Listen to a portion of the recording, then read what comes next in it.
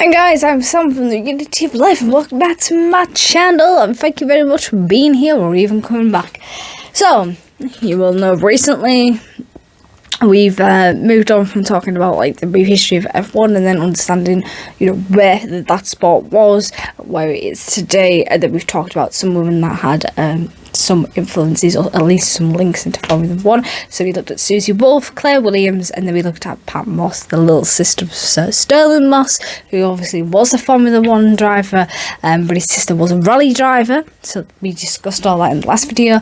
Today we're moving over to America, and we were talking about a very interesting woman called Cheryl Lee Glass. And the reason why I've chosen to talk about her is not only is her story very interesting, and I know she's got nothing to do with Formula 1, but she was a race car driver, so she's still part of motorsports. Because like I said, the reason we were talking about Formula 1 in the first place was to talk about the issues that are still in the sport, the lack of diversity, right? So we've already established that obviously there's obviously not a lot of females that are actually on the track. There are females that obviously work in the background. Mercedes being a really good team for that. They're always putting on videos of their female co-workers, the females that work for them, and their roles and their jobs in Formula 1. The last one that I'd seen was a woman called Ingrid, and her job was making sure that the stimulator was exactly that it stimulated the drivers, and it made them feel as if they were in an actual race car, and she was the one to sort out all those problems as well, and it was very interesting, to say the least. But another thing that we want to talk about, obviously, race. So there's obviously a lot of issues within Formula 1. So as you know, at the moment, as it stands, there's only Lewis that is the only black man, right? And he's only ever been the only black race car driver in Formula 1 as well. So he's obviously been on a campaign. I say obviously, I assume people who are fans of Formula 1 know this. He's been on this campaign, and he did the Hamilton Commission, and he did some extensive research into why it is a lot of people of colour and these minority groups weren't specifically in these types of sports, what was stopping them. And Mercedes are working hard to try and get their team to have more diversity, which is small steps, because if one team can do it, then hopefully other teams within Formula 1 are going to follow. And obviously now at the beginning of races, the drivers, they might wear a t-shirt that says "End Racism," and they'll also, like, some drivers take the knee, some unfortunately don't. So why am I mentioning this when I'm still talking about women? Well, Cheryl Lee Glass was a black woman, and she was a race car driver. So she's from two of the minority groups that are lacking in the diversity within Formula 1 and in most motorsports. I really couldn't find a lot of women. Another one that I found was a woman that was of colour, because my plan was to specifically look at like equal. So like I had like 3 women that were white, and they were British. Sorry about that, a little bit biased, but the others, I was trying to look for 3 women of colour as well that was in motorsports, and the only one I found was a woman called Tina. I can't remember her last name, but there wasn't an awful lot about her, and it was actually controversial whether or not she was a NASCAR driver or not. Her father certainly was, but again, there's a lot of controversial things going on there, and I couldn't find an awful lot on her. I couldn't find enough to sort of do a video. So, but I did find Cheryl Lee Glass, so she is a motor car driver, and in the next video I will be talking about a woman of colour who owns her own NASCAR team, and she's the first woman of colour to do so. So, on to Cheryl Lee Glass. So she was born in 1961 to Marvin and Shirley Glass in San Francisco Bay Area town of Mountain View. The Glass family relocated to the Pacific Northwest in 1963, right? So she was only like 2 years old at this point in time, so she's not really going to remember this. So Cheryl's parents, they were They were executives in the aerospace and telecommunications industries, and she was known as this child prodigy, right? So, you know, her parents, they had these fantastic high jobs, and Cheryl herself was classed as a child prodigy, so she was really, really smart. So she was actually a scholar and a young businesswoman, which, especially for this sort of time period, there wasn't an awful lot of women that were scholars or businesswomen at that time. So, you know, that was a pretty great achievement on her part, and she was recognised for her intelligence and her ambition. So her father was the one that had this passion for motorsports, and race car driving was soon added to her mountain list of achievements because of the passion that her father had. She decided that she wanted to kind of share that passion with him and took to driving racing cars. So at 9, her career began with the quarter midgets and continued into half midgets until she was like 18. I really detest the word midget. Like, I'm 5 foot, right? So I really do not like the term midget. I get called that a lot, and it pees me off. Anyway,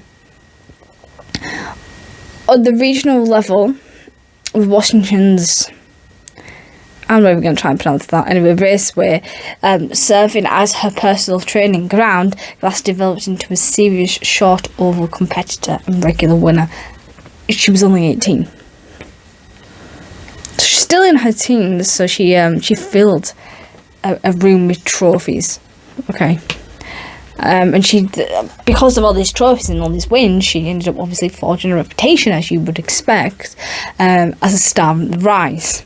Fortunately, she doesn't have a very happy ending to her story. But anyway, a woman, an African-American woman, was doing big things on the West Coast motor racing trail in an era where a driver of her gender and colour was singular. So basically, you were either a female driver or you were a driver of colour. You weren't both. So the fact that she was both was a huge achievement and not unheard of. It was very uncommon in this period, and sadly still seems to be the case. So in the early 1990s, when she pursued the Indy 500 dreams by training in the Indy Lights series, I don't know anything about these series. I'm going to put that out there because obviously I'm not American, so I don't know an awful lot about their sort of racing series or how that goes. But if you do, that's great, that's fantastic. So women are supposed to be sprint drivers, so this is, quotations, this is what Cheryl herself said. So women ain't supposed to be sprint drivers, and most men back in the Northwest haven't really liked me. So that's what Cheryl said to an interview, said in an interview with the Indianapolis Star. So the attitudes have made it very difficult for me to race, but I have accepted around professional drivers. I was brought up to be very open-minded, and I've never looked at it as if I was black and couldn't do it. I'm determined to prove I can handle it. So you know, for her to come out and say that, especially in the 1990s, that was just something huge. The fact that she obviously had that very positive mindset, and you know, she thought that she could do it, then, you know, that was absolutely fantastic. And like I said, that's very inspiring, as it is as well. I didn't know her that well, but she was a good driver. So this is what another male driver had said to it in a different interview. She was an abnormality at the time. A female driving sprint cars wasn't considered normal then. Shoot, it still isn't something you see happening a lot today. So this is a male driver that's admitting that she was this fantastic and brilliant driver in her own right, and yet it wasn't a normal thing for anybody to see back then, and it certainly wasn't something normal that you still see today, even though times have changed and people are a lot more open-minded now than they were back in the 90s. She didn't win, but she was competitive.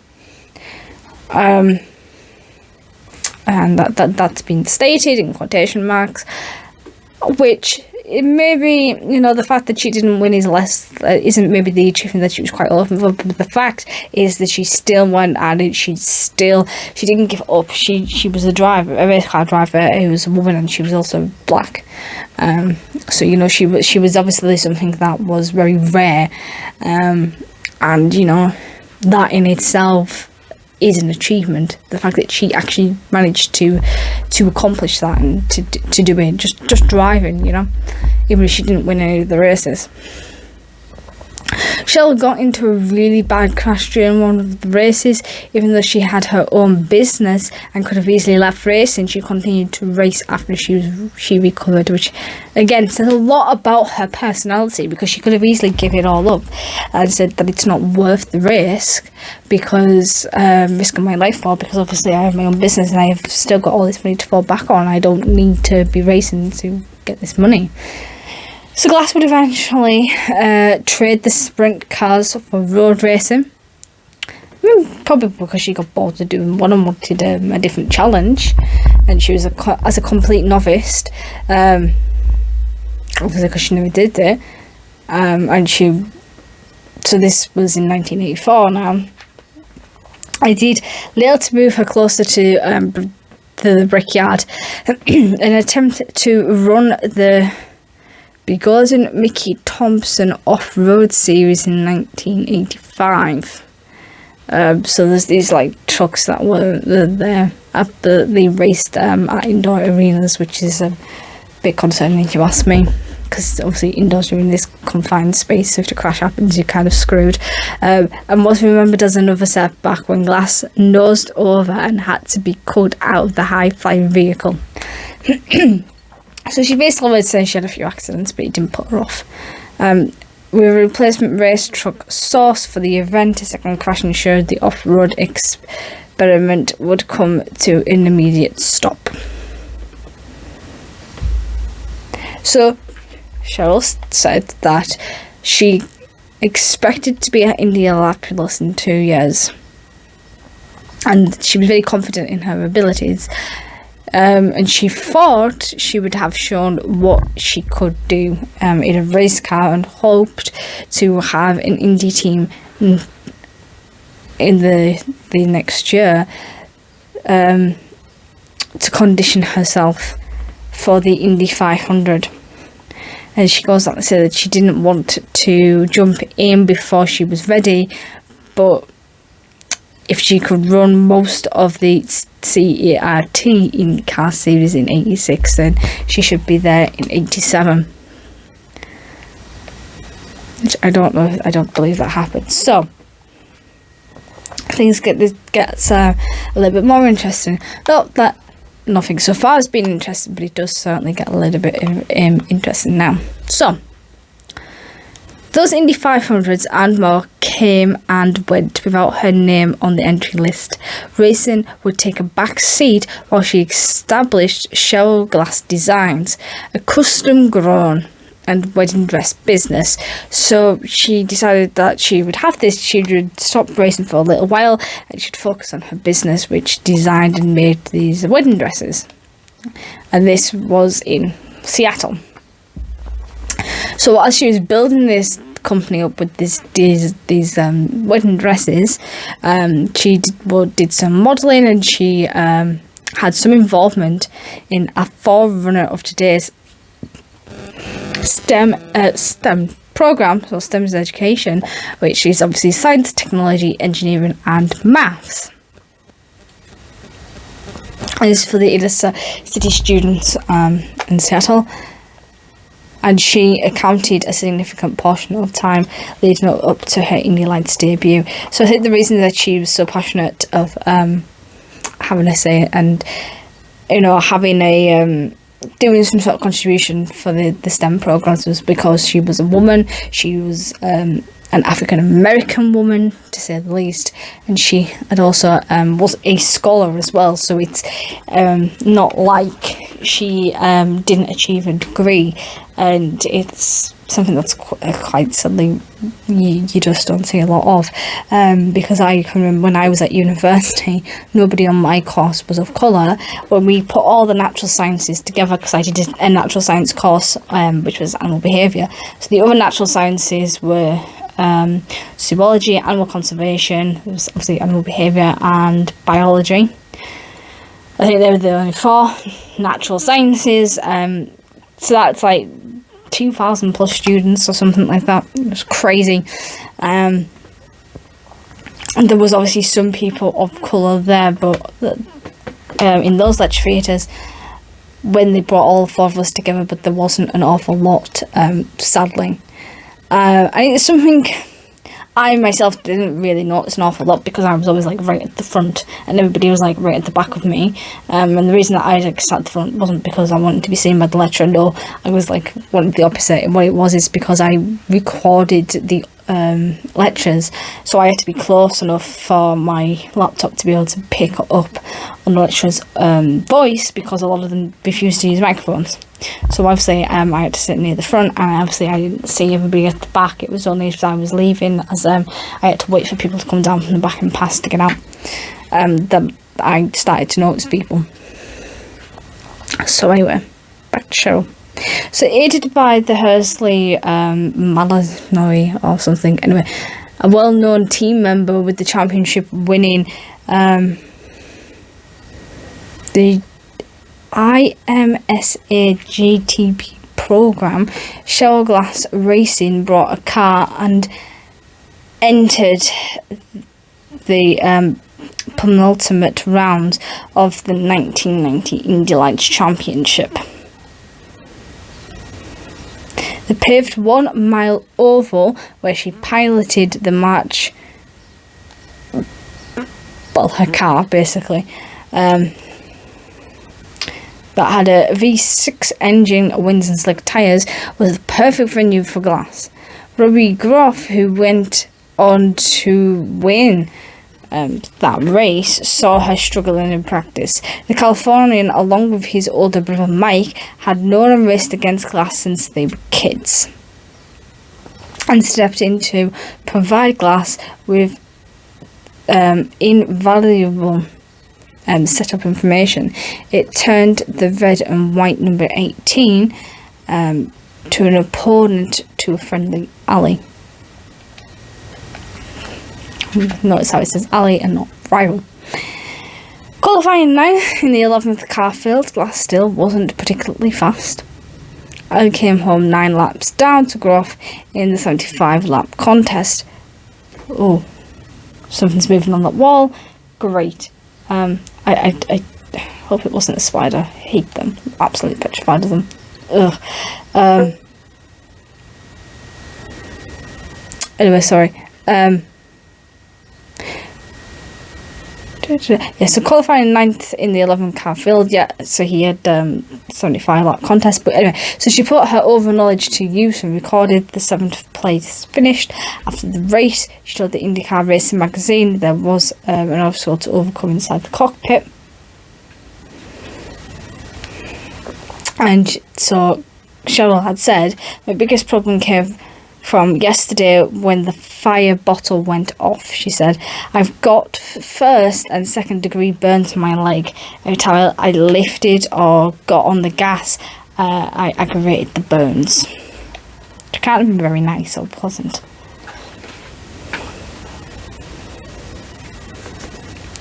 Glass shared her open enthusiasm for the next challenge, the Indy Lights season final in Monterey, CA.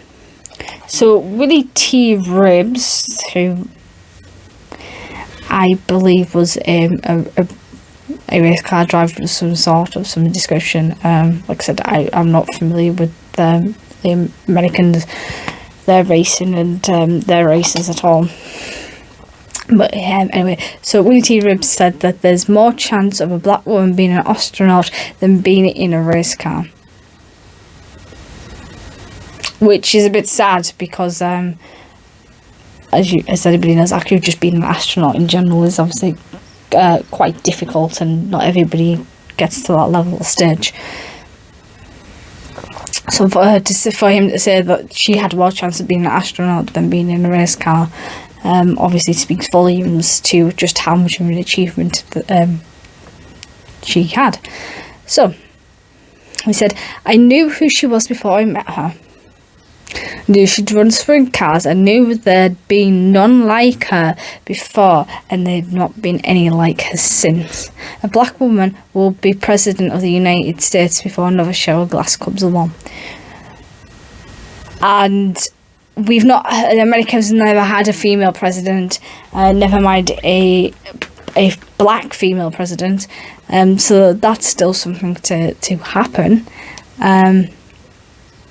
So they're saying that there still isn't another Cheryl Glass out there racing today, which is quite sad, actually. We need more women driving, and we obviously need more women of colour as well. So moving to the 1 mile Phoenix Oval the following weekend, Glass was back in her comfort zone. Yet only qualified 14th in the 15 car field. In what would prove to be her final race, Glass crashed 30 laps into the 75 lap contest and finished 14th. In August of 1991, so this is where it gets really sad and it gets horrible. So there is sexual assault to be mentioned ahead of this video, so if that makes you uncomfortable, and it should make you uncomfortable, if you don't want to hear about it, then I suggest you skip past this bit in the video. So in August of 1991, her home was burglarized by 3 men while she was sleeping. So a swastika, I don't know if I'm pronouncing that right, but the Nazi star symbol was drawn onto the wall using lipstick taken from her purse. After the initial robbery was reported, this is where it gets really sad, Glass returned to the police department to state she had been raped by 2 of the burglars during the home invasion. According to the Seattle Times, the authorities said that there was insufficient evidence to bring charges, and sadly this is the case in quite a lot of rapes still today. There's a little bit more chance because obviously there's different tests that they can do in order to prove that a woman was raped, but sadly a lot of the time I think it's like less, is it like more than 50 rape cases never actually make it to court or something stupid like that.